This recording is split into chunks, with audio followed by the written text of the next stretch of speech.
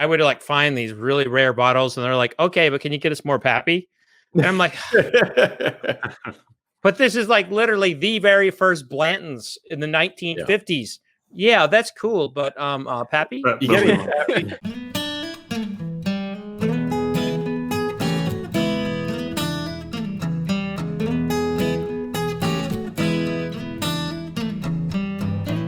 Hey everyone, it's episode 257 of Bourbon Pursuit. I'm one of your hosts, Kenny, and I don't know about you, but I'm ready for this COVID stuff to be over. But it's a reality that we all still need to work together to create a safe environment for everyone. And that means that there's still some bourbon-related COVID news to talk about.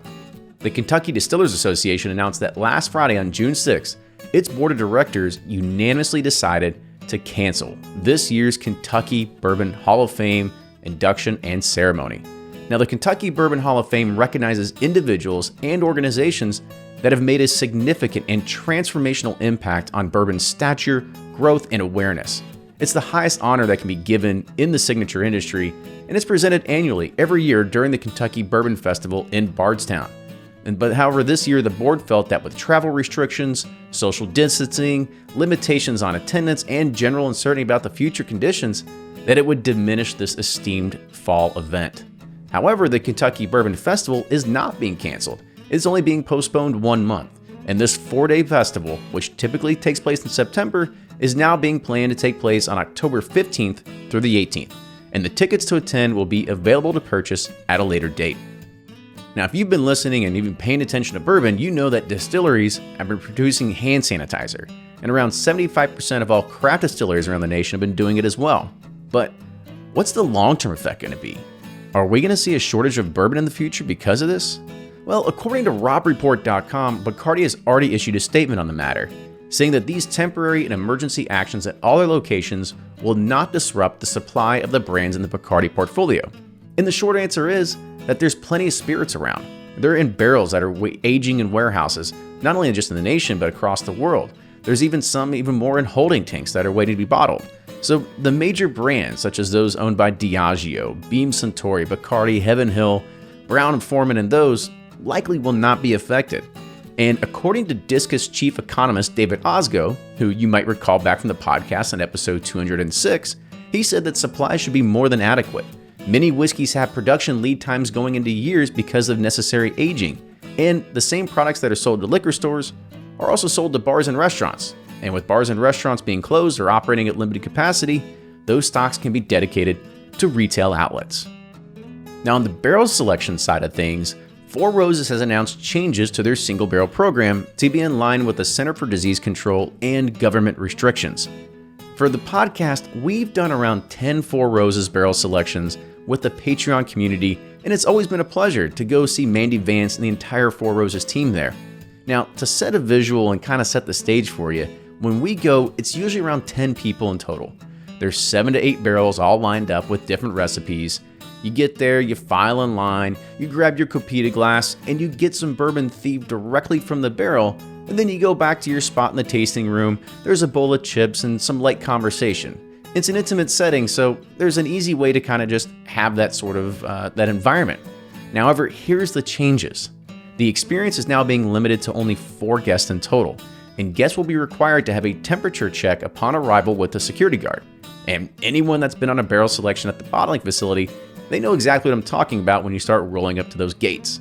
Masks will also be required in the selection room, and masks will only be able to be removed when you're tasting. Guests will also be asked to sanitize their hands upon entering the selection room. And instead of filling your copita glasses directly from the barrel, there will now be disposable flight boards with tasting glasses that are pre-filled prior to your arrival. And there's not even a tour afterwards either. This isn't the most awesome experience that we're accustomed to, but it's a reality for the time being. We're going to be waiting to see how other distilleries are going to be shifting their barrel selection programs here shortly as well. Now on to some bourbon release news. The name Hirsch. You may know that from those iconic A.H. Hirsch bottles and the title of Chuck Cowdery's book, The Best Bourbon That You'll Never Taste. It now has a new label coming from Hodling & Company, a San Francisco importer of spirits, and it's called Hirsch The Horizon. It's not the same iconic whiskey as once previously bottled, but the brand is being resurrected once again.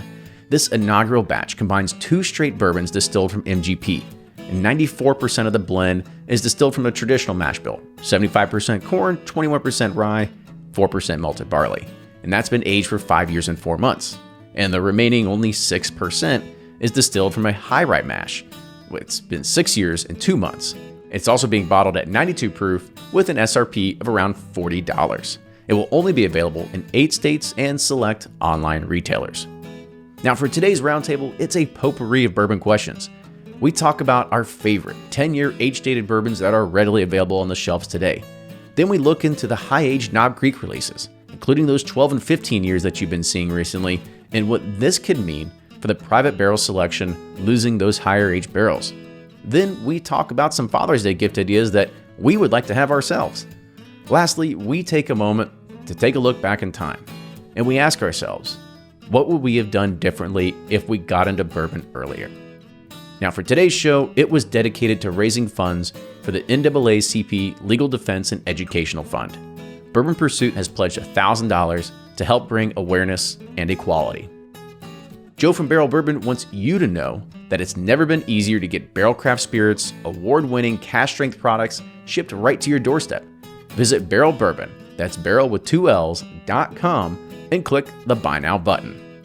If you're interested in hearing more about women in whiskey, all the master distillers that we've interviewed, or listen to all the past roundtables, go visit our website, bourbonpursuit.com, and you can view all the podcasts by category. Now with that, enjoy today's episode, and here's Fred Minnick with Above the Char. I'm Fred Minnick, and this is Above the Char. From CNET, headline, Second Mysterious Repeating Radio Burst from Space Keeps Scientists Guessing. Oh boy, here's the first paragraph. For the second time, astronomers detected a consistent pattern in a fast radio burst from somewhere in deep space. The first such pattern was discovered in a different FRB back in February. Oh boy, oh boy, oh boy. 2020 is the year that keeps on giving. And now we have aliens coming. At least, I think. I mean, why else would we have deep space radio patterns coming into Earth? So, the question is, what do we give those aliens? Do we give them military? Do we offer them a sign of peace? I'm thinking we should take them to a distillery and crack open a few barrels and let's see if we can, have a little peace talk and maybe a treaty over some bourbon, a little bit of Jim Beam out of the warehouse, center cut maybe, or let's take him down to Buffalo Trace and, steal a couple of those Blanton barrels or a Weller or hey, maybe they'll let us taste some of that 20 to 23-year-old Pappy. I don't know. Or we could go up to Iowa and let them taste something a little different at Cedar Ridge. Some of those barrels are tasting mighty fine. Or go over to Woodinville in Washington to taste one of those. I mean, maybe these aliens, they don't want to taste Kentucky bourbon. Maybe they want, or they don't want to taste bourbon at all. Maybe we need to go over to Cognac and crack open one of those really old XOs. Or maybe they want a tequila or a mezcal, a rum. I don't know. If they do want a rum, I do highly recommend that we give them some Foursquare. That rum is amazing. So the question is, now that we have presumptive aliens coming to Earth, let's start thinking about what we should serve them. I'm really thinking it should be bourbon straight out of the barrel. I do. Because there's a little bit of a military advantage there too. Maybe, they're not friendly and that high proof, might kick them back a little bit. And then there's also the friendly advantage. You're like, oh man, maybe they really like it. And they decide that they don't need to take over our planet after all. But I do think we need a contingency right now from all distillers about what barrel they would give to an alien. Think about that for a minute. Is that a joke? I don't know. Maybe it's not a joke. And that's this week's Above the Char. Hey, if you have an idea for Above the Char, or you know what's coming up next in 2020, hit me up on Twitter at Fred Minnick. Again, at Fred Minnick. Until next week, cheers. Welcome, everybody, to the 45th edition of the Bourbon Community Roundtable. This is one of the highlights of our podcast where we get to talk around a bunch of bourbon news, bourbon potpourri, and other happenings. And we're always joined by a lot of people that we have as a part of the roundtable here that come from different aspects of blogging and bourbon media. But we have two members of the three people of the Bourbon Pursuit co-host team. So myself, as well as Fred Minnick. Fred, how you doing tonight? I'm good, Kenny. How are you, brother? I'm okay. I'm glad we have a drink in our hands now. So it's been a long day. So it has been. So Fred, I'm going to start off a question with you, and it's a question that I'm going to put to everybody as they start introducing themselves, because I think it's a fun way that maybe we can start breaking it up and learn more about personalities when we start doing these next round of podcasts. And I'll just start asking like a random question, but this one's kind of more on topic. So how would your wife describe your bourbon hobby? For you, it's more of a career, but what would she, how does she explain it to her friends, what you do? That I don't have enough bourbon. And then, it's so like in all of her groups, she's like taking pictures and sipping the, whatever I bring home. And I think she really, she's on a tequila kick right now. So I've been busting into the old tequilas, but she thinks there needs to be more bourbon in the house because I keep too much in the office. That's the real story. I've never gotten that comment from my wife. Well, because Blake, you actually have an office that you also have for your storage and stuff like that too, don't you? I do. That was the goal, was for her to get it all out of the house. And then she was like, well, you have these 3 shelves at the house. And, things happen. You get more bottles than you expect. And, hold on. Am I introducing myself now, or am I going into my? It's a good segue. You might as well just roll with it. Yeah. So once again, thanks for having me, Blake from Bourboner and Sealbox. And my wife would probably describe it as just ridiculous. It's a little bit of that OCD coming out. You got to have every new bottle. You've got to get sample bottles, and then I would take a bunch to the office, and then people come over to drink, and you don't want to disappoint them. If they come over to your house and they've seen your Instagram post, you don't want them to show up and there be like just a bottle of like Jim Beam White Label and Jack Daniels or something. So you got to have a spread, and I like to do a tasting if people come over, and I never know what that tasting is going to be, so you got to have options. Tastings are classy. Tastings are classy. Yeah, that's right. It does not always agree that we need as many bottles as we have, but it's a fun thing to have fun with and enjoy, and have around the house. Awesome. So Nick, you're up next, buddy. Yeah, sure. So, I can say my wife probably is not watching this and probably won't watch this, but see what she definitely say about the bourbon hobby. Which has become a lot more than a hobby at this point. It takes up a lot of my time. It's kind of the way I describe it to people sometimes is, you've got kind of all those things in life. It's like you fill a jar with marbles, so to speak, and that's work and the kids and everything you're doing on a day-to-day basis. And then bourbon, it's kind of like, then it's the water that you pour into the jar, and it kind of fills up the rest of the jar. So that's certainly where that's gotten where that's gotten me. I think it's become ingrained in the family and that kind of thing. I'll be honest, my 9-year-old, when we put together these bourbon quizzes, he beats the average of, nice. What the population does in terms of that. So he's picking up on stuff, but in a respectful, kind of way of respect for what it is, and not crazy drinking and that kind of thing. But, so anyways, this was the introductions too. So for those of you that don't know me, I am Nick from Breaking Bourbon, one of the 3 co-founders of Breaking Bourbon. Find us online, breakingbourbon.com, and all the socials at Breaking Bourbon. So it sounds like, with the whole marble analogy, you should just have a T-shirt that says like, "Bourbon, you complete me." Yeah. All right, Brian. I have a tattoo actually, so that I won't show you. Yeah, don't show us that. Yeah, don't show us that. All right, thanks again for having me, Brian with Sippin' Corn. You can also find me at bourbonjustice.com, and the socials, all at Sippin' Corn. And my whole family, I think, kind of rolled their eyes a little bit at first. And now I've got them to where my daughter, who's going to be a sophomore in college, is going to be in her business class, is going to be looking to cite Bourbon Justice when they get their business. They're doing business law class in the fall, assuming everything starts up. My son was doing a law merit badge, and he got into it a little bit. And what really turned my wife was we were at a KDA event, and we were at is a Maker's Mark event, a crawfish boil thing that they did. And it was very early on in it in blogging, and I was there texting pictures as they were taking us home on the bus. And these two guys in front of us said, "Sipping Corn's here somewhere. Sipping Corn just tweeted. Does anyone know who Sipping Corn is?" And she patted me on my knee and she leaned up to them. "He's with me." So, with a little bit of notoriety, I guess it's helped everyone, and the book helped legitimize it. So it's definitely evolved for me.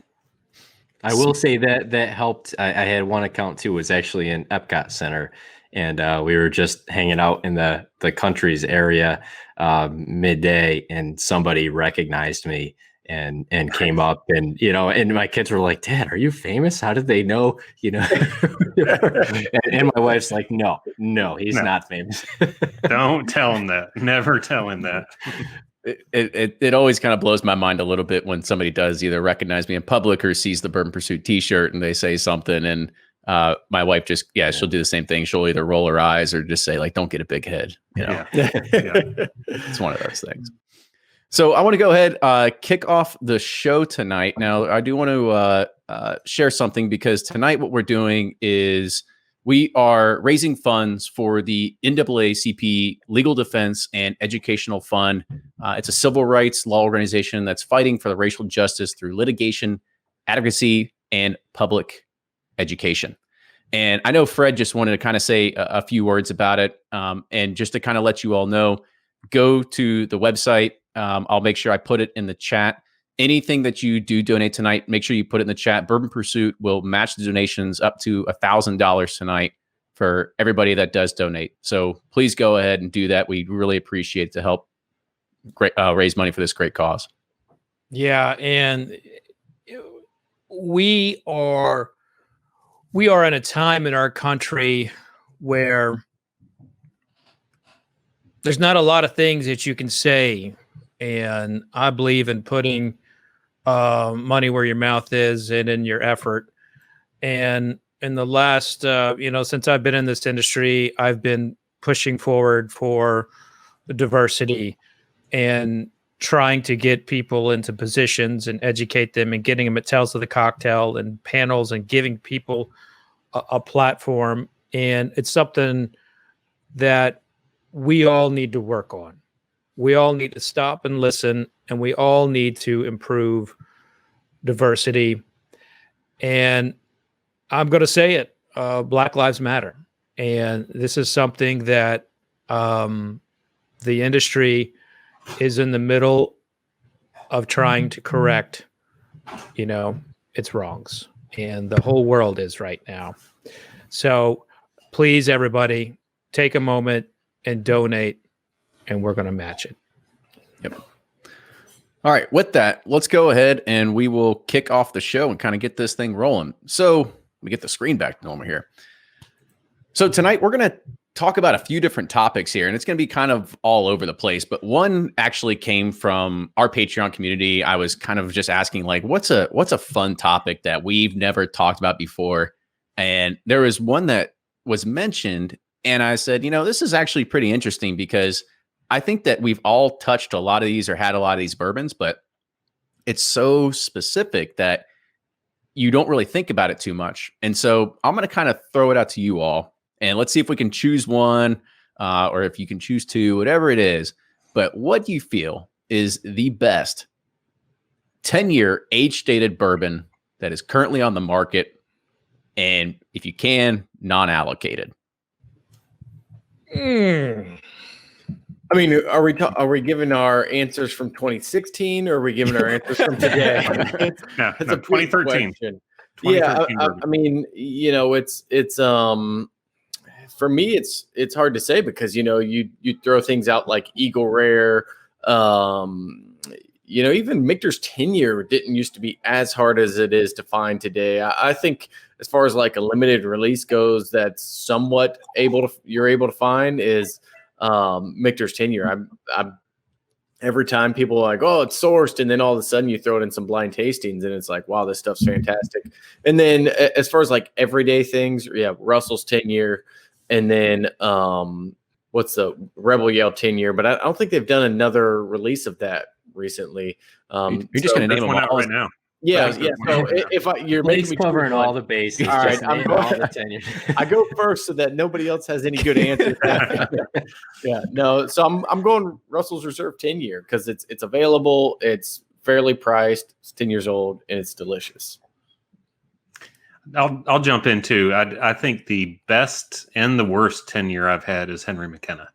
I mean, I've had some, and I guess that goes with the category of single barrel. I mean, I've had some. It was the first time I had ever gotten it, and it was just a hot mess. And then I've had some that have just been absolutely just fantastic. Just couldn't be better, I wouldn't think. So you're a little bit of a crapshoot on that, but it's still somewhat available, despite what Fred said about it a couple years ago. So I think you can still find it. Yeah, Fred did kind of screw a lot of people out of that, didn't he? Yeah.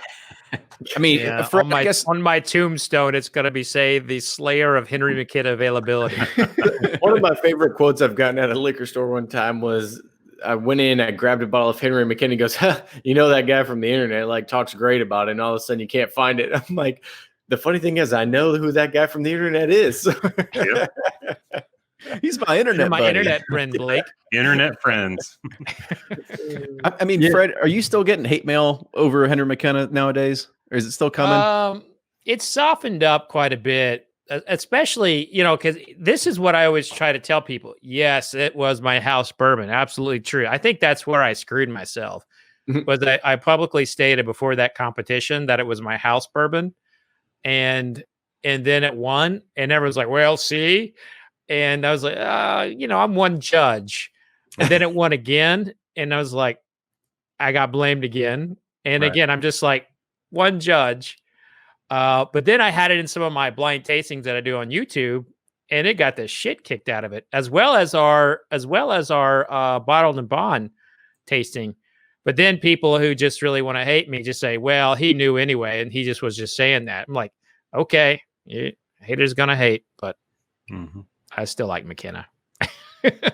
Yeah, I gotta jump in there, and I gotta agree with Brian on that too, and you too, Fred.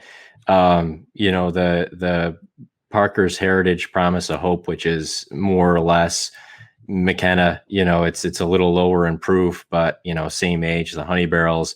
That was probably the only bourbon that I've ever had that immediately tasted and said, this is just an incredible bourbon. I want to buy as much of it, find as much of it as I can. And I kind of got that from some Henry McKenna barrels over time. And so kind of chase that. But then you find there is that range just being single barrel, that you're not always getting that consistency that you want from it. And, so not to keep harping on Henry McKenna, but actually I will say that Eagle Rare 10-year, I don't tend to love Eagle Rares. When I tend to have them against other things, it's just not, not my favorite bourbon. Everything about it screams, that it should be good. It should be up there. But, against Russell's Reserve 10-year, I like Russell's Reserve better. Whatever it is about Eagle Rare, it's just doesn't fit my taste profile typically. So I find that that's one that I think people chase a little bit too heavily. And the reality of it is these other 10-years that are easier to find, they're just as good. They're just different. You're going to like one or not like another one. I think it's just going to come down to personal preference. Nick, do you think it's an issue about proof? I mean, at a 90 proof on an Eagle Rare, do you think it's maybe why it doesn't do it for you anymore? Not necessarily. In fact, when I reviewed Russell's Reserve 10-year not long ago, I had it against a couple bottles of Eagle Rare that I had. And I was surprised. I just, something about the flavor profile, sometimes Woodford Reserve gives me a flavor profile that just throws me off a little bit. I personally get that with Eagle Rare sometimes. It varies a little bit by the barrel, but, I guess it's one that I guess is maybe more overhyped than I feel like it should be. And the reality is I feel like I like the other 10-year-olds that I tend to find better. Rebel Yell 10 was another great example. Fantastic 10-year-old. Wish I bought more of that when it was just sitting around for that like brief time that it was. Definitely some choices out there. And I think Russell's Reserve 10-year, for those that can't find McKenna, that's all over the place at Russell's Reserve 10 $30, $35. I mean, you can't go wrong with that. It's a fantastic option. You know who would own this conversation if they would just kind of get off their batching to taste kind of like mantra is Maker's Mark. Oh, Maker's Mark barrels are like 8 to 12 years old. Holy crap, are amazing. They just don't put them out. I was about to say, usually I thought most of the Baker's standard offerings are around like a 6 to 8 year mark. Is it usually around there? Yeah, it's getting younger. But I mean, I'd say it's more like 4 to 6, but they used to keep those barrels around so they could do their aged, say it's overaged.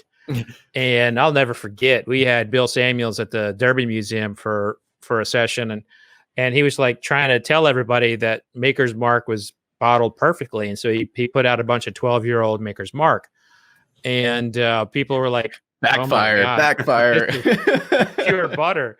And I was like, who likes Maker's Mark more? And they all raised their hands. It was so good. But I remember that, Fred. I remember you talking about that too.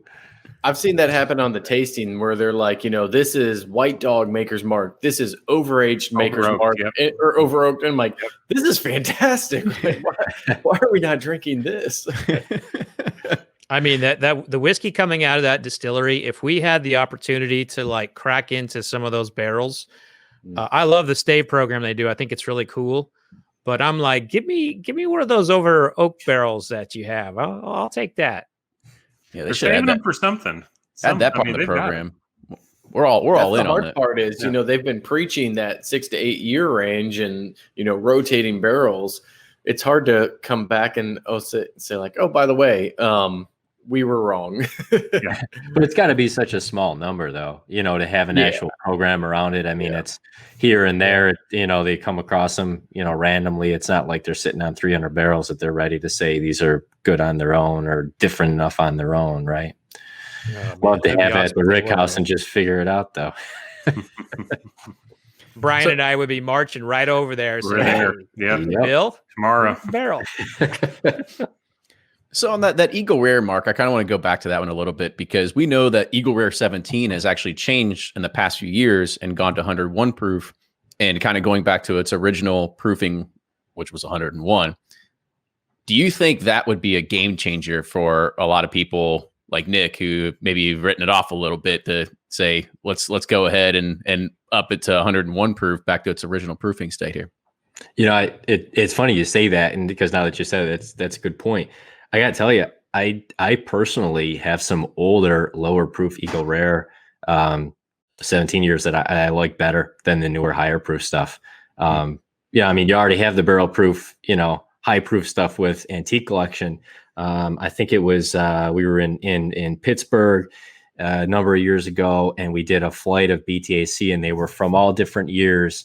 And I guess the bartender, it was his collection that he had brought in and basically sold to the bar. But so this guy pours 2-ounce pours of each of them for starters, which we didn't realize at $18 a pour, that's what it was going to be. But whatever the year of Eagle Rare was, and it was an older one, it was just outstanding. And that night, that one, stood above the whole rest of the Antique Collection that we had. And that, again, kind of like chasing that taste of what Eagle Rare kind of can be. I haven't gotten that with the higher proof stuff. I mean, I think probably by and large, higher proof is going to be better than the lower proof, probably a little bit easier just to amp it up to flavor, there. But I think when you get that magic, sometimes that magic can happen at a lower proof too. And that's what I think Eagle Rare is kind of known for, at least how I've kind of remembered it. Yeah, I mean, think about like Weller seems to be the brand that they're going after now. But think about if they came out with a 10-year 101 proof squat bottle Eagle Rare, that would just hysteria. Don't give me ideas. They got enough it ideas. really would be, and it seems like they're getting to a point where they have a good stock of Eagle Rare. So I don't know, why wouldn't you do it? Let's see, they're increasing it by 11 proof, so they're losing about, I don't know, what's that, 10%? Oh yeah, they could easily charge $75 for that bottle and it'd fly off the shelf. So Easily. yeah. I mean, I would probably try it for $75. I'd be a buyer to see if it for sure lives up to it. I mean, for sure. And they're pretty good about keeping close to SRP. So I'll throw two more out there that were actually on this list that from distiller.com. One that didn't get mentioned was Bullet 10-year. So yeah, but that was only a one-time release, right? And it was decent. Was Four it? Roses. Was it a one-time release? I thought Bullet 10-year was like a standard thing. I haven't seen Bullet 10-year in a while. I thought just released and they had a bunch of it and that was it. Well, that's happening in Jacksonville here in Kentucky. We're sitting on hordes of it. Yeah. I mean, do you still see Bullet 10-year on the shelf? I guess I Costco's haven't got seen a it in a whole while. that's But it right now. Really? Honestly, I haven't looked for it in a while. I have a bottle in my basement. I should probably just go get it for night's sake. But and maybe I'm just mistaken because I just assumed that they released it. We talked about it and it's done, but maybe it is ongoing release. I just I don't mean, think it's not. I distributed don't know how many bottles they have or anything. Yeah. I mean, Bullet's not a brand I keep a close eye on, but I do see it regularly. By the way, their Blender Select is really good. I mean, that stuff's Ebony Major. She's talented. She's a talented rising star for sure. Great blender. Yep. So we mentioned Rebel Yell. That was another one, which I remember the first batch of Rebel Yell, and I thought it was a little smoky for my taste. I recall not caring for it too much, but yeah, to each their own. There's another one that came on the list. It was something that had been released relatively recently, which is Basil Hayden's 10-year bourbon as well. However, I never tried it. Proof on that? I'm trying to remember the proof on that 10 there years. you go. So I'm drinking the Basil Hayden. I didn't like the Basil Hayden 10-year bourbon. I'm drinking the Basil Hayden 10-year rye tonight, which is 80 proof. And it's actually really good. I think the art of the lower proof whiskey that is still, you can drink it, you taste a lot. I think that's kind of missing. I wouldn't pin this as like a spicy rye. I mean, the nose is pure beam and it's pretty that charred taste, but it's good. So yeah, and what's that? Is that like a $79 bottle? Is that what I saw it this weekend? Good question. Past. It's something like that, I think. That's probably about what you would see it for, Brian. It's a little all over the place too, because I think with that age statement is a little bit rare, so you'll see it for sometimes I think a lot more than that. Everyone's calling Basil Hayden diet bourbon. Diet OGD. I like that one. So I think Basil Hayden is like the Icky Woods of bourbon, because like gives you like a great couple of minutes, like Icky's career, great couple of years, and then it just doesn't last. Like you get started with Basil Hayden, it's a nice starter bourbon, but after that you get into other stuff and like you're like meh. Well, Bourbon Lens has a good comment here. It's his breakfast bourbon, and the last time I had Basil Hayden's was my brother-in-law's bachelor party where we went on distillery tours, and so we started when the bus picked us up at 9, and that's what I broke open at 9. Is got to start with 80 proof at 9 a.m. and it was perfect. I mean, it was fantastic. Let's be honest, we've all been having a little bit of breakfast bourbon lately too. Sure enough. Guilty as charged. Yeah. Mm-hmm.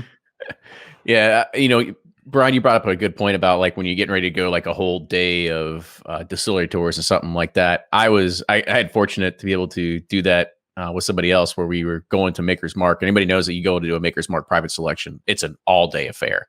Mm-hmm. And the great thing about Maker's Mark, it's one of the very few ones in the industry where they will pick you up in a shuttle from wherever you're at, whether you're in Lexington or Louisville, and then drive you all the way to Loretto, do your thing, and drive you back.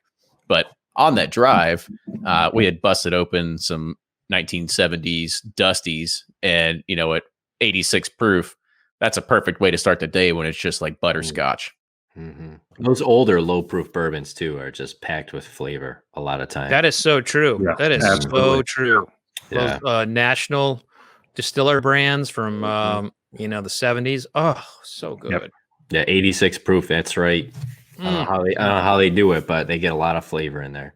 It's all about those special warehouses. The proof would go down in those warehouses, and it was magic in there. And then they beam bottom and didn't use them. Oh, well, their loss. All right, so let's go ahead while we're still on the beam idea here. So one thing that we had talked about in the last roundtable was the age statements coming back to Knob Creek. Now, one thing that's kind of it's 3 weeks later, as what this roundtable is recording. We've now seen the 15-year Knob Creek finally start making its way out to market, and it's being priced somewhere around $100, $115, $125, wherever it is.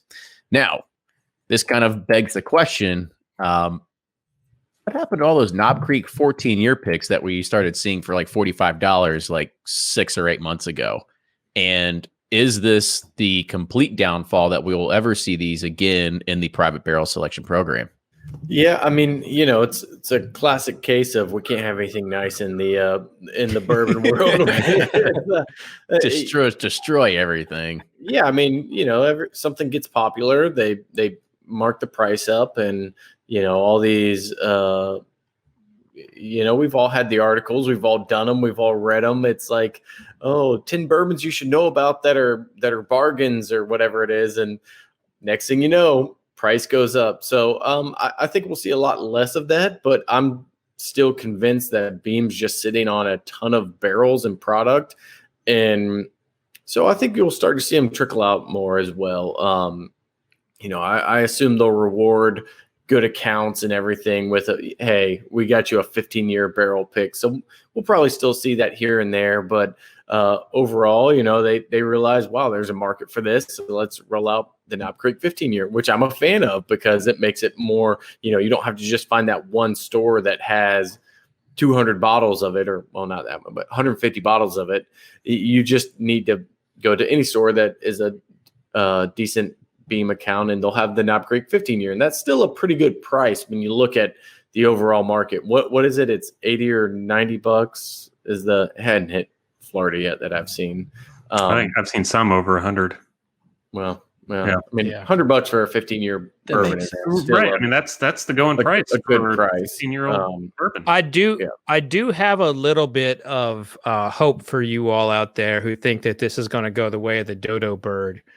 There's something about Knob Creek that just doesn't move with the normal populace. It's kind of like I don't know what it is, but I mean, Knob Creek, the regular Knob Creek won best bourbon at San Francisco. I think it was 2015, had no effect on it at all, hardly in it at all. Like didn't move the needle. And that brand, it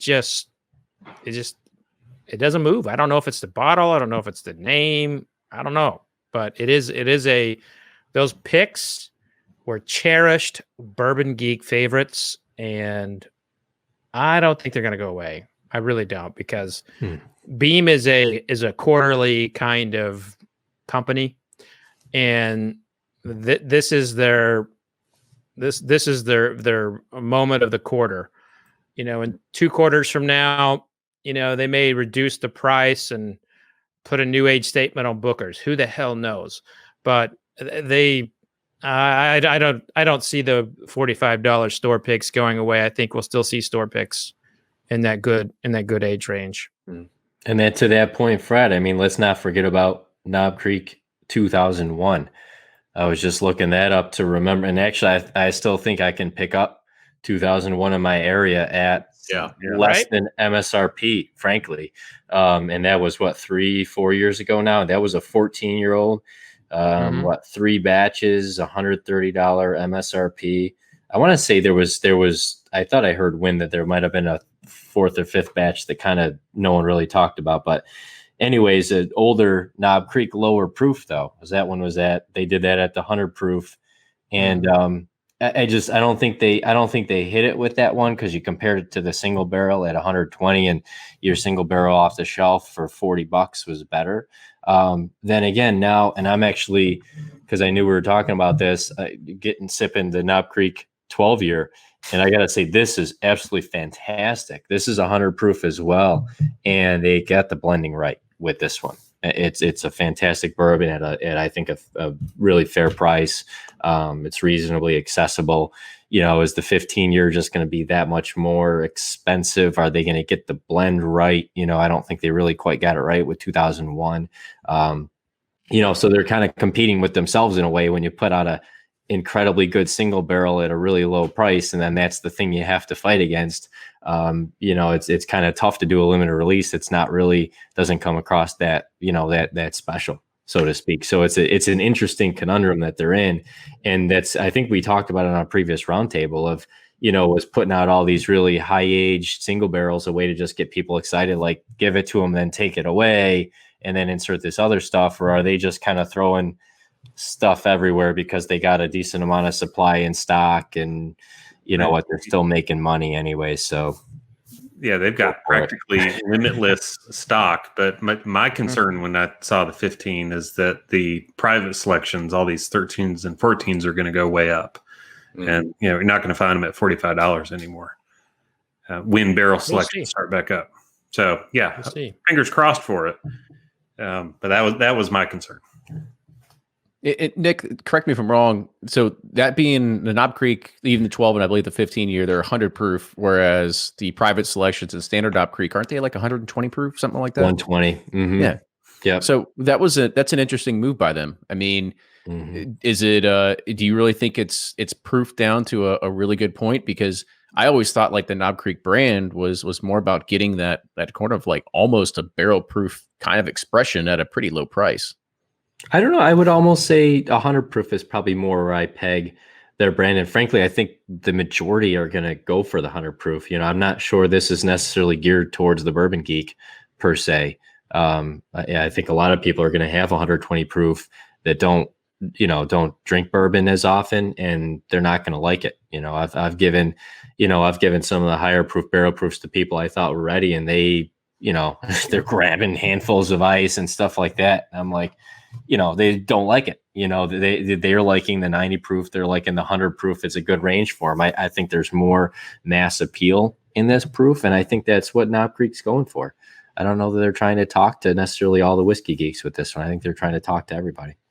And I think John Henderson also mentioned in the chat that it's probably one of the worst waxes to ever try to get your hands through, because it takes you like a solid minute and a half to get that bottle open.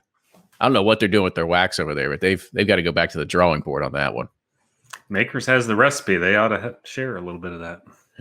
They share nothing. They're a same parent company. That's what I'm saying. They know who to talk to. You need easy wax, talk to Makers. I mean, when I was in Portugal, like studying like closures on bottles, you learn to like what everyone tries to do, and that little bit of spot is like it is such a. There's so many meetings and discussions that go into it, and what the seemingly like the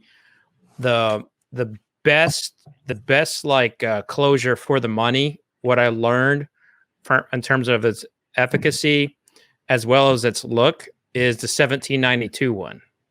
It's got that easy one to pull off. The plastic is on there real nicely, and the cork just kind of smooths on out. Whereas like those synthetic corks kind of well up inside there, a little harder to pull out sometimes, which Knob Creek is a synthetic cork. Mm-hmm. You're not a big fan of synthetic corks, are you, Fred? No, I don't like synthetic corks.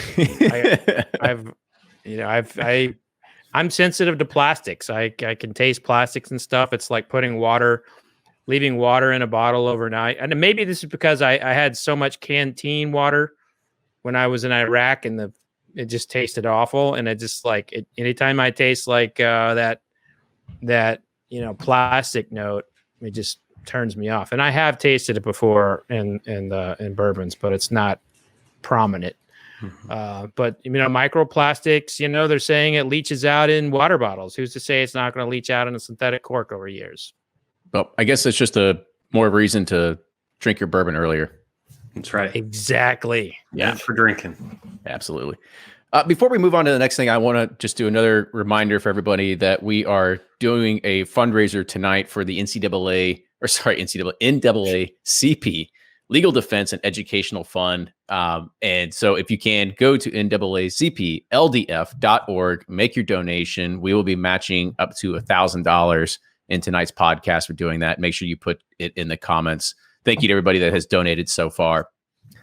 So moving on to the next subject, the one thing that we all kind of have coming up, especially for all of us, we're all fathers here, is the idea that Father's Day is just a few weeks around the corner.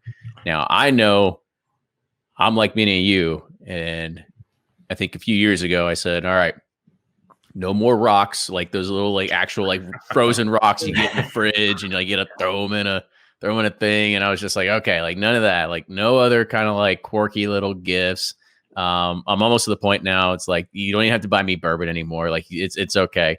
But let's kind of think of if what's a good gift for the bourbon lover that isn't going to be just so, I guess, obvious.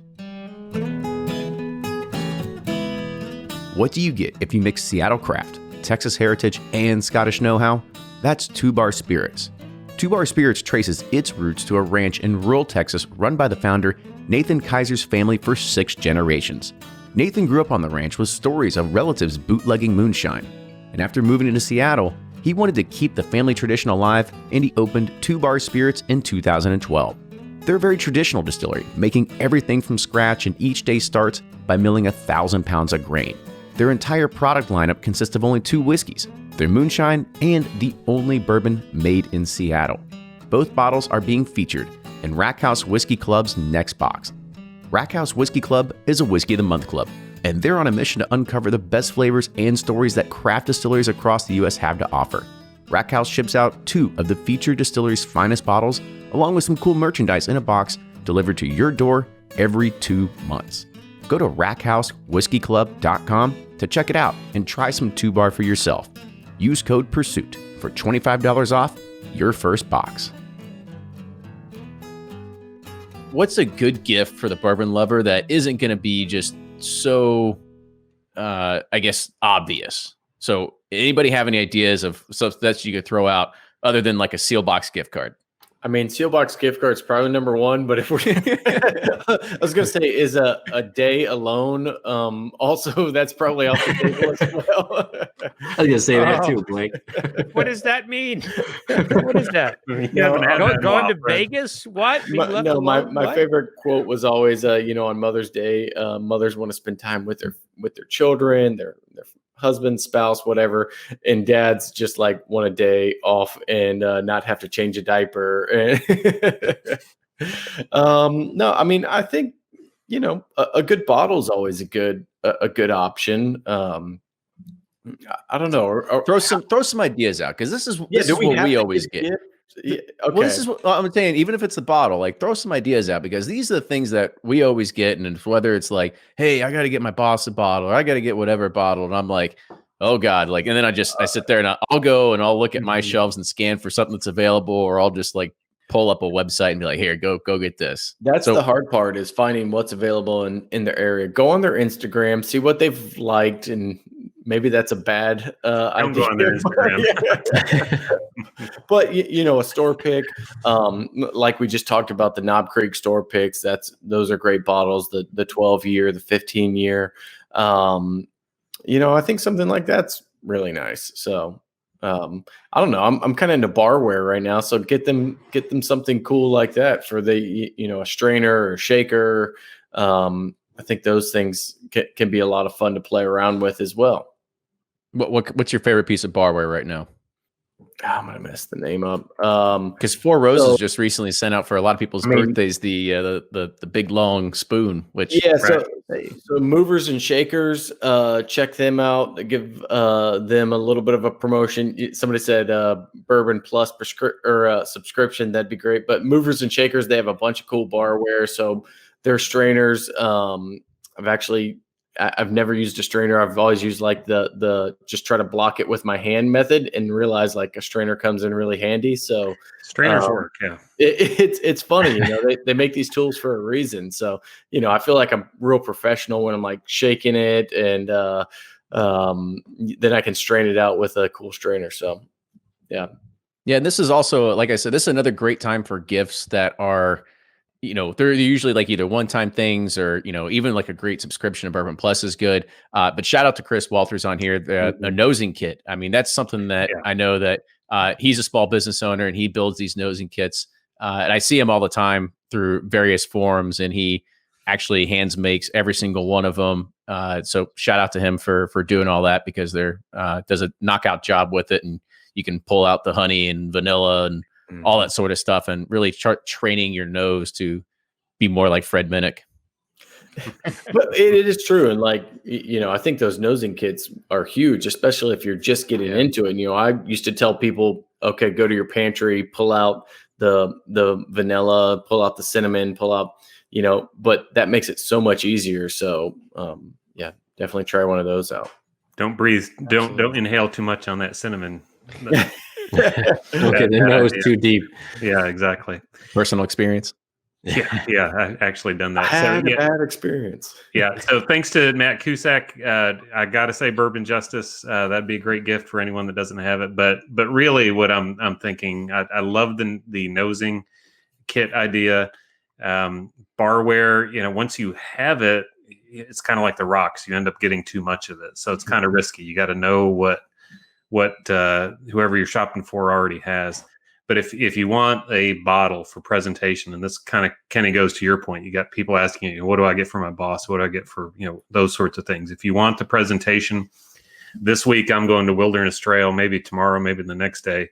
They've got their 6-year release. And when they do their special releases, it's in this box and it has two glasses with it. That's the kind of presentation. I mean, that's, I love Elijah Craig, but don't, just go get a bottle of Elijah Craig. Go for something with a box. If you're going to do a bottle of bourbon for a gift, it's got to come with a sweet box, huh? Got to have the sweet box. Or hell, you can still find that Wild Turkey Diamond for me. That's in a box. There you go. Okay. Yeah, I gotta say, I think you want to avoid that stuff that is going to be preferential to how somebody wants to drink, like the stones and the different things like that somebody may not want or use at all, or the things that somebody may have already and then it becomes useless. I mean, I think unless you know the person, you're really pretty safe with the bottle. I can't say that anybody's ever really been like, oh no, another bottle of bourbon. That somebody's going to enjoy it at some point. Yep. And trying to make it, somewhat special. And that's where the special packaging or, single barrel picks are definitely not going to have, or something like that comes in handy. I think books is a good option too. I mean, I think, unless they already have it, you can toss in a book with a bottle. Worst case they have it. All right, well, that $15 for the book, let them give it to another bourbon friend and kind of rope them into the hobby a little bit. They'd probably thank you for it in that regard. So you can't go wrong there. But yeah, I gotta say, when like the aging sticks came out, those were like everybody was getting those, the aging sticks that you would put in the bottle, as the type of thing. Suddenly you're getting 3, 4, 5 packs of them from people that think that's what you want, type of thing. So you want to avoid that kind of stuff that, was really not, very specific to somebody's interests. Agreed. Yeah. Outside of the obvious, bourbons, I'm really into like leather books, like leather bound books for like writing notes and what have you. And like, I have several of these and I've had them throughout my career. But if you're someone who likes holding and you like kind of, writing, actually physically writing your notes can help you develop your palate more. There's just more of a natural kind of human connection when you're physically writing something versus typing. And like, if you're really looking, the nosing kits are a great suggestion. If you're looking to like add something to the nosing kit, I would suggest a really nice leather book that you can do your tasting notes in. This right here is one of my babies. And there's been a lot of stuff, people that have mentioned books and stuff like that. I'll throw out one that might be kind of random, and that's like a whole bourbon barrel. So if you've got somebody that's it's an aggressive Father's Day. Yeah, that's What are we drinking? not full, but empty. Okay. So an empty bourbon barrel, because an empty bourbon barrel, I mean, if somebody has, a little bit of free time, knows just a little bit amount of woodworking, they can find themselves a project that'll keep them busy for the next 3 to 4 months. And guess what? Worst case scenario, it just goes to shit.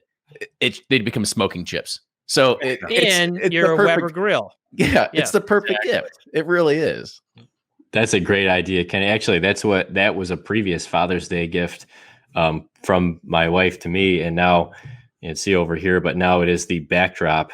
It's actually 2 barrels. I ended up buying another one, but it is the backdrop to the bar area here, and it was definitely a project. But a little trick to it too, after they've had a couple uses. So like the wineries that are going to age, wine in them after they've been bourbon barrels, they lose a lot of their value. So I mean, I think the one I bought was basically shipping plus a little bit more. It was pretty inexpensive because it didn't have any more use as something to age anything in. So just a look in like California, look in other states outside of Kentucky, you might find some good deals out there. Especially if, the other part is like, especially if like you got a dad out there that's a home brewer, you give him a barrel and be like, hey, just fill that thing up with beer, man. We'll come visit again in 3 to 6 months and see how it tastes. So I'll tell you what, the ideas with bourbon barrels, I could just keep going. We could do a whole podcast just on that. Hey, we're looking for ideas. Keep them coming in. Actually, if you want to just pay shipping, I think we have like 4 or 5 empty barrels from Sealbox Pigs. So just let me know. You'll save us on storage space.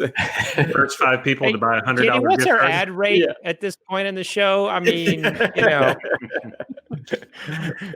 we're all kind of leaning into it. Yeah. Yeah, exactly. So there you go. So same as my talent fee. So.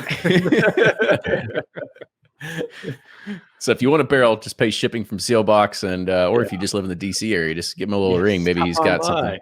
Be there Monday. It comes with every $100 Sealbox gift card purchase. So how it works. All right, so we're coming up on the last piece here of the hour. Again, I want to just take one more reminder, just to let everybody know that NAACP Legal Defense and Educational Fund is what we are raising funds for tonight. So please go put your donations in the chat. We'll be matching up to $1,000 in this, and we're getting ready to close it out. But I want to kind of close out this on kind of a maybe not more of a serious note, maybe a little jokingly if you want. But everybody here talking tonight, we all got into this bourbon hobby at different times, and we've learned a lot along the way as well. So other than the obvious of saying like going back and buying up every rare bourbon that you see on the shelves, if you could go back to the beginning, would you do something differently getting into this bourbon hobby? I'll start sooner. That's it. I mean, I think almost no matter how you do it, there's not really a wrong way to do it. Certainly this hobby for me started with, so the other 2 guys that do Breaking Bourbon, Jordan and Eric, I knew since we were, kids, 2nd grade, grew up on the same street as Jordan. Eric went to the same elementary school, and we all kind of went our separate ways, but Jordan lived in Kentucky for a while when he was, after school. And that's what kind of got us interested in it. And, we kind of kept going back to the bourbon thing, and that got us talking more. And then that's how the site ended up starting. But, at the end of the day, had it not been for bourbon, I wouldn't be here talking with you guys.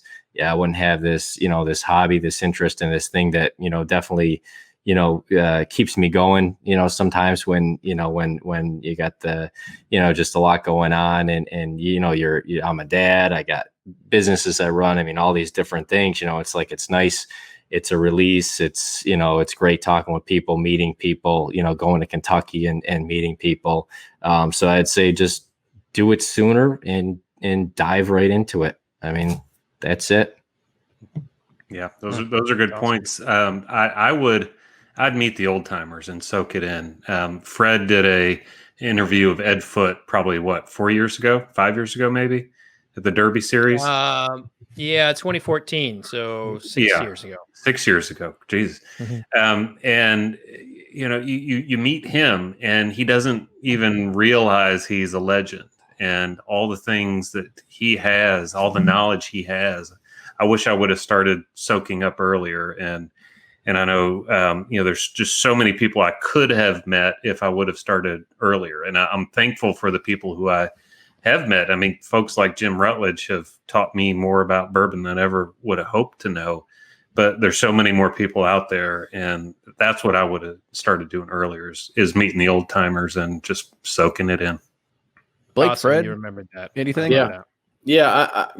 I think obviously the one would be what we purchased, but that's kind of a small part of it. And if you look at the community aspect, that's probably the more important thing of this whole thing is just the people you've met, the amount of knowledge of talking with different people, and really just diving in there. I think obviously we can't really meet together physically now, but going to more meetups for different things, like even in Kentucky or locally, whether it's a local group or like a big event or a Whiskey Live, something like that. So I think those would be the things I probably would have attended, instead of it just being like the online silo. Because I mean, whenever I got into bourbon, there wasn't a local community for it, so online was my only option. But I do kind of wish I would have gone to more events. But I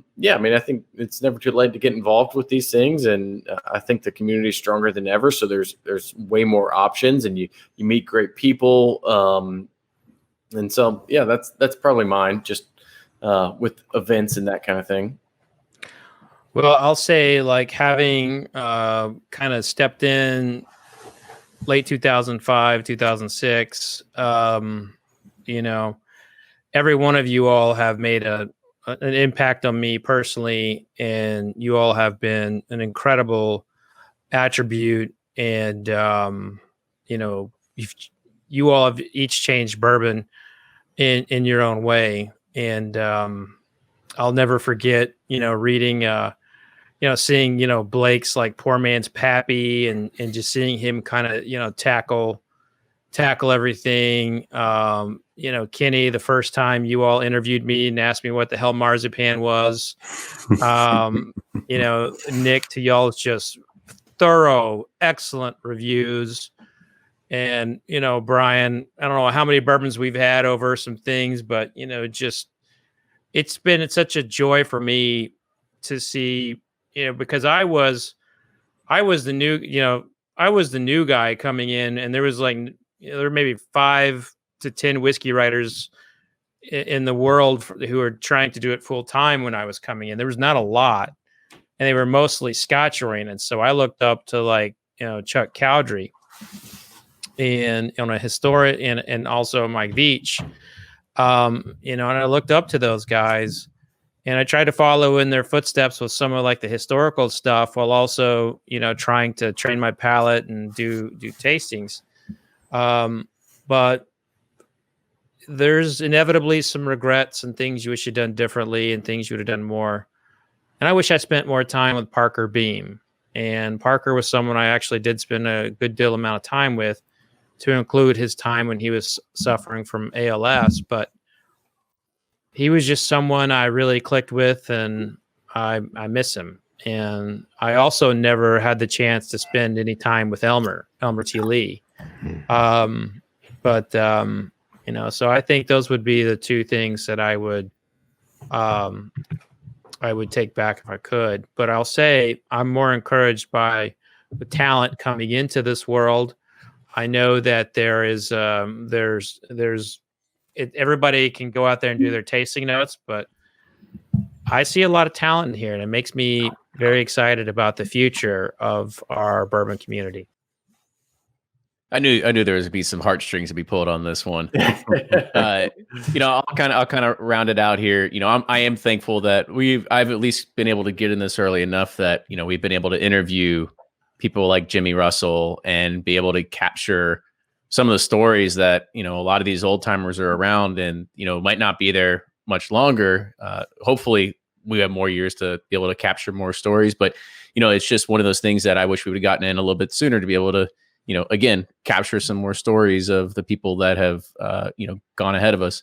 And for me personally, I wish I would have found a Sherpa of bourbon a lot sooner. I think I was drinking the same exact bourbon for like 6 years straight. And between like Kentucky Tavern, Very Old Barton, and Four Roses Small Batch, like I didn't really like vary out of like those three for like 6 to 8 years. And there is like this whole window of stuff that like I completely missed. And it's because I just didn't really have anybody to kind of, I was like the only one who was like really into bourbon, but I didn't really have a network of people or anything like that. And I always find it interesting when we were able to go on, the Bourboner Forum or any of the Facebook groups, and people were all like, hey, I just started getting into bourbon like 3 months ago. How's my collection? And it's like 200 bottles. I'm just like, holy smokes. Like, how do people like just like latch onto something and go like so far in that they find like all the Facebook groups and just like go deep? So I wish I would have been able to do that a long time ago. But again, glad that I'm here now and be able to be a part of this with all you too. Yeah, so, indeed. Perfect. All right. So with that, let's go ahead and get a few, sad tissues out of the way here, hold up our tears, and we'll kind of close this out because, like I said, this was a fantastic show. We were kind of, really light on, kind of a lot of news and things, really it's been a lot of stuff as COVID starting to kind of release and everything like that. So I think we're going to see a lot of things start happening with the Kentucky Bourbon Trail starting to reopen and stuff like that. So we're hopefully going to see a lot of things that are going to change here in the next few weeks in regards of bourbon. So looking forward to seeing that. One last shout out that as you kind of know that tonight we were raising funds for the NAACP Legal Defense and Educational Fund. Please go to NAACPLDF.org and put in your donation, and we will match everything up to, screw it, we're not going to match. We're just going to donate $1,000. So easy enough. We're going to go ahead and call that done. But let's go ahead and I'll pass it over to Blake and let you close it out for us here, or start the closing process. I was gonna say, man, you're putting all the pressure on me to close it out.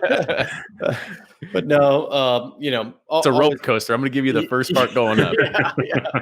Always good to be on. Kind of like we were talking about at the beginning of the show. It's a tough time to come on and talk about bourbon with everything that's going on. You want to support these communities and these organizations, and so I'm glad we could do a little bit of that because, in all honesty, we can't relate. So we want to do our best part to support them and, bring more diversity into bourbon. So thank you all for watching. Blake from Bourboner, Sealbox. That's Cal Repkin streak stays alive. So thanks for having me. As always, Nick.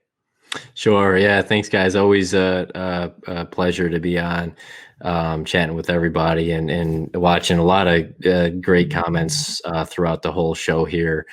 So appreciate that as well. But I am Nick, one of the three guys behind Breaking Bourbon, breakingbourbon.com, and all the socials at Breaking Bourbon. So again, thanks, guys. Is that breaking without a G? Just like He took it after sipping. Not BR.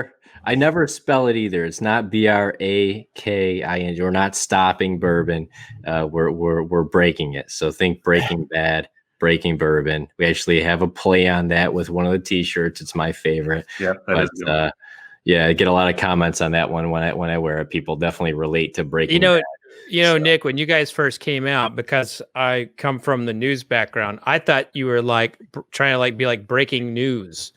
And then when I saw your T-shirt, I was like, "Oh, it's a Breaking Bad." And actually, it wasn't even that. Like that, it was just coincidental. Honestly, we were trying to come up with. So we have this chat going. So I think it started when smartphones became a thing, and it's a Hangouts chat, and it's the Bourbon Bros, we called it. And at first it was going to be the Bourbon Bros. We were going to do some website name with the Bourbon Bros. Oh, So and, glad God, you didn't do that. You dodged the bullet there. And our wives were like, no, don't do that. And my wife started rattling off ideas, and then she was like, how about Breaking Bourbon? So, and she'll, to this day, she will definitely remind us She's gonna that take credit. she gets credit she's the key. for the name, and I say, the name as a big deal. And you know what? We've never regretted the name. We've definitely are glad that came up, and actually came up pretty quickly. It was like the third idea she had when she heard what we were thinking and said, no, you're not doing that. So thank goodness. That's saying something that you never regretted your name, because I regret Bourboner all the time. People are like, how'd you come up with that? I'm like, it was a random Tuesday in 2012, and I don't know. And now look at it. And now you got copycats. You got bourboners all over. There we go. All right, Brian. All right. Thanks again for having me, guys. I'd always enjoy it. Brian with Sippin' Corn. You can find me on the socials, all of them at Sippin' Corn and sippincorn.com and bourbonjustice.com. And appreciate everything that you guys are leading the charge on tonight, or being part of, and glad to be a part of it. Absolutely. And make sure you follow Bourbon Pursuit on all the social handles as well, plus TikTok. And thank you to everybody from our Patreon community that's been a supporter and is watching this as well on chat. Always good to have everybody here that actually helps grow our podcast and make it better and keep it sustainable. So thank you again for doing that. Thank you. And Fred, I will let you go ahead and close it out, my man. Well, everybody, appreciate you coming on. This is a difficult time right now for our country, and it's important that we do not forget that the entire intent of bourbon is for us to all raise a glass. Well, I got to add a little bit to my glass. That's what I'm doing too. I was like, I'm running low here. Let's get it on. It's to raise a glass and toast and appreciate one another. Bourbon is about being social, and this should not in any way, shape, or form discriminate. And this is for helping our Black communities get through everything that's going on right now. We will get through this. We will rise above this, and we will be a better country for it. So thank you all for coming on. Thank you, everybody, for the support today that we were raising. And cheers, guys. Cheers, everyone. Cheers, everybody. Everybody.